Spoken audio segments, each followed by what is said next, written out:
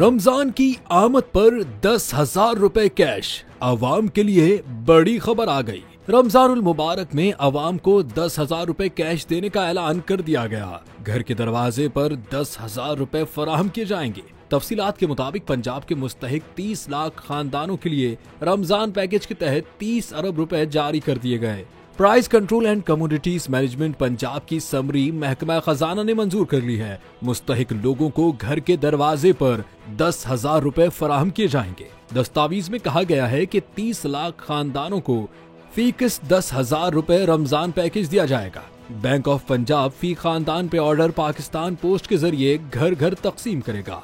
दस्तावेज में कहना था कि पे ऑर्डर वसूल करने के बाद फी खानदान अपने बैंक में जमा करा के पैसे वसूल करेगा। फी खानदान बैंक अकाउंट न होने पर बैंक ऑफ पंजाब के सुपर एजेंट के पास जाना होगा।